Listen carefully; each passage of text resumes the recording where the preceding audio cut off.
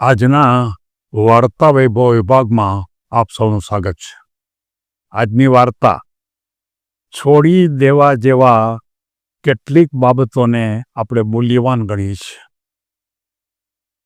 મિત્રો, વાર્તાનો હેડિંગ આપણને એમ કહે છે કે કેટલીક બાબતો આપણે છોડી દેવી જોઈએ, પણ એને આપણે મૂલ્યવાન ગણી અને છોડતા નથી.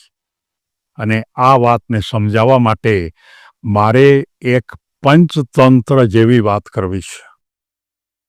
આપણને ખબર છે કે પંચતંત્રમાં પશુ પ્રાણી ઉપરના જ માત્ર વાર્તાઓ હોય છે. મારે આજે એક વાંદરાના અનુસંધાનની ભૂમિકા ઉપરની વાત કરવી છે. આપણને ખબર છે કે વાંદરાઓ કૂદાકૂદ કરતા હોય અને કેટલીક જગ્યાએ પર્વતોના વિસ્તારની અંદર આપણે જઈએ તો આપણા જે કાંઈ રહેતા હોય ત્યાં પણ એ વાંદરાઓ આવી જતા હોય છે, આપણને ખબર છે. અને એક કોઈ ચોક્કસ હિલ સ્ટેશન ઉપર એક વાંદરો એક મકાનની અંદર એ આવે છે અને ત્યાં સફરજન પડેલા હતા. એટલે કે બંને સફરજન બે હાથમાં લઈ અને એ બહાર નીકળી જાય છે. પણ હકીકતમાં એ સફરજન સાચા નહોતા, લાકડાના હતા, દેખાવના હતા. પણ વાંદરાને તો ખબર નહોતી, એટલે એ સફરજન લઈને જે નીકળે છે, પણ સફરજન દેખાવમાં એટલા સારા દેખાતા કે જે ખરેખર નકલી હતા. તેમ છતાં પણ વાંદરાને એ છોડવાની ઈચ્છા ન થાય. અને બે હાથમાં હતા એટલે બીજું એને ભૂખ લાગે તો પણ બીજું લઈ ન શકે. આ સફરજનને છોડવાની જ વાત ન કરે. એને એના કેટલાય માનો કે એના વાંદરાના બધા દોસ્તારો હશે, એને એમ કીધું કે આ ખોટા છે, હવે તું છોડી દે. પણ એ છોડવા માટે તૈયાર થતો જ નહોતો, કારણ કે એને બહુ ગમતા હતા, બહુ રંગવાળા હતા, રંગીન હતા અને એટલા બધા હતા કે સાચા સફરજન કરતાં પણ સારા લાગતા હતા. પછી જ્યારે ખરેખર એને ભૂખની એકદમ જ્યારે ખૂબ તકલીફ પડવા માંડી ત્યારે એણે એક હાથમાંથી એક સફરજન છોડી દીધું અને એ હાથથી બીજા સાચા સફરજન લઈ અને એણે ખાવાની શરૂઆત કરી. પણ વાંદરાને તો ખાવા માટે વધારે ઈચ્છા થાય, વધારે એને ખાવા માટેની ભૂમિકા અંદરથી તૃપ્તિ ન થાય, એટલે એને બીજા હાથની પણ છોડી દીધી અને ત્યાર પછી એ સારી રીતે ખાઈ શક્યા.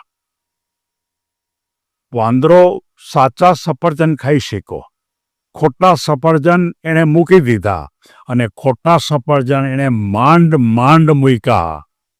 મારે આના અનુસંધાનમાં આપણા માનવ જગતની અંદર પણ આવી કેટલીક બાબતો એવી છે કે આપણે ખોટી બાબતને હાથમાં પકડીને બેસી ગયા છે. આપણી કોઈને કોઈ આપણા માટે સારું બોલતા હોય એ આપણે છોડી શકતા નથી. આપણી કોઈ પ્રશંસા કરતા હોય તો આપણે એ વાતને બહુ સારી રીતે સ્વીકારી છે, આપણે છોડી નથી શકતા કે આ પ્રશંસા સાચી છે કેમ. આપણા માટે કદાચ કોઈ ઊંચું ભૂમિકા ઉપર આપણને સન્માન આપતા હોય, ક્યારેક આપણે માનો કે એવી તકલીફ હોય અને આપણે સારું કરતા હોય, પણ એ ખરેખર એ વાત બધી જે છે એ વાત સાચી નથી. તમે સન્માન કરો અને તમને પ્રશંસા મળે અને તમે આનંદમાં આવો, એ સાચો આનંદ નથી. પણ હકીકતમાં એ આપણે છોડી શકતા નથી. એ ખરેખર વાંદરાએ પકડેલા આ ખોટા સફરજન જેવી વાત છે. અને જો તમે એ છોડશો અને એની તમને કોઈ અસર નહીં થાય, કોઈ પ્રશંસા કરે તોય અસર ન થાય, કોઈ આપણું સન્માન કરે તો પણ અસર ન થાય, કોઈ આપણને બહુ સારી વાતો કરે આપણા માટે તોય સારું ન થાય, આવા પ્રકારની ભૂમિકાને આપણે જો છોડી શકીએ તો ખરેખર જેમ વાંદરાએ પેલા રંગીન સફરજનો, એકદમ સારા સફરજનો, જેને છોડવા જ ન ગમે એવા સફરજનો, આપણને ખબર છે કોઈ આપણી પ્રશંસા કરતું હોય તેને છોડવું ન ગમે, આપણને કોઈ આપણને સન્માન આપતું હોય તો આપણને એ ગમે નહીં છોડવું, કોઈ આપણી ખૂબ કારણ વગરની ખરેખર ખોટી પ્રશંસા કરતા હોય તોય આપણે છોડી શકતા નથી. અને એને કારણે આપણે કેટલું બધું ગુમાવી છે, કારણ કે આપણે ખાઈ શકતા નથી. વાંદરાની જેમ આપણે ભૂખે મરવું પડે છે, આપણને તકલીફ પડે છે. એટલે ખરેખર આપણે કેટલીક ખોટી બાબતને પણ મૂલ્યાંકન ઊંચું કરીશ. આપણા માટે ખરેખર એ બાબતો ખોટી છે અને એનું જે મૂલ્યાંકન આપણે કરીએ છીએ ખોટું કરવાને કારણે આપણે છોડતા નથી.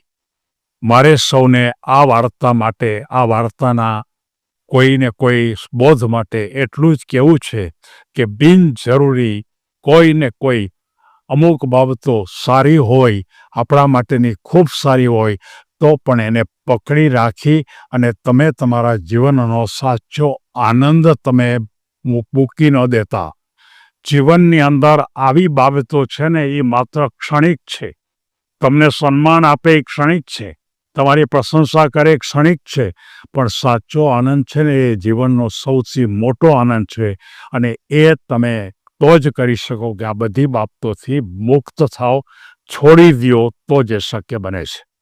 સૌ કોઈ આ વાતને પૂરેપૂરી સમજે એવી લાગણી સાથે મારી વાત પૂરી કરું છું. ધન્યવાદ.